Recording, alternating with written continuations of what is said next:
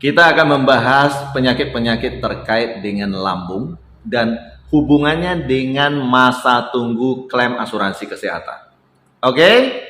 Yang jelas, tidak semua penyakit yang terjadi di wilayah organ lambung masuk ke dalam pengecualian masa tunggu manfaat klaim selama 1 tahun.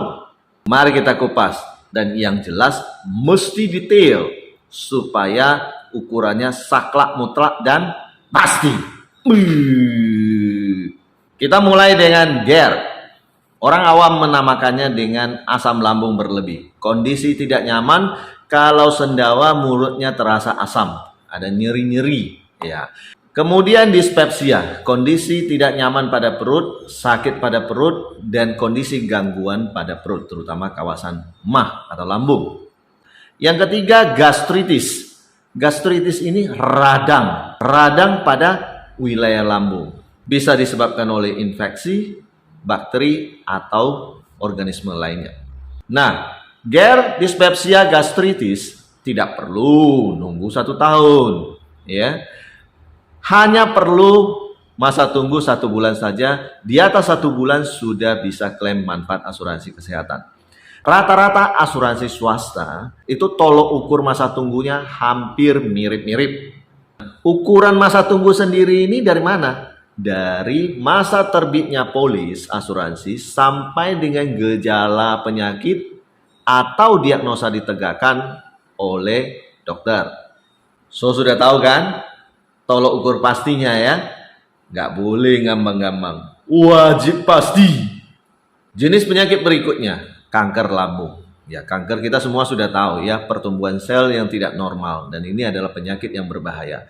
Masa tunggu manfaat klaimnya berapa lama? Only 3 months, cuma 3 bulan. Artinya, polis terbit sampai dengan gejala dirasakan atau diagnosa ditegakkan oleh dokter sudah di atas 3 bulan, maka wajib di-cover oleh asuransi kesehatan. Asuransi kesehatan yang swasta maksudnya ya. Saya tidak berbicara BPJS karena saya tidak meneliti BPJS. Berikutnya, polip lambung.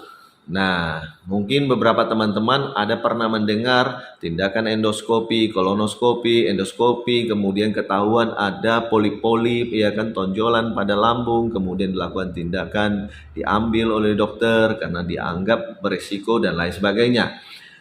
Itu masuk ke dalam kategori benjolan. Berikutnya, tukak pada lambung atau luka pada lambung. Sebagaimana kita tahu bahwasanya lambung kita di bagian dalam itu lapisan terluarnya ada sel mukosa. Sel mukosa ini melindungi lambung kita daripada gesekan. Nah, apabila sering terjadi gesekan karena mungkin sering telat makan, banyak mikir. Oke. Akhirnya kemudian luka lambung itu disebut dengan tukak lambung. Oke? Polip pada lambung dan tukak pada lambung itu masa tunggunya 1 tahun, ya. Jadi bagaimana kalau terjadi di bawah 1 tahun? Ya nggak bisa klaim, nggak bisa. Wajib di atas setahun baru bisa klaim. Semoga pencerahan klaim ini bermanfaat. Dan ingat, tetap happy ya dalam kondisi apapun.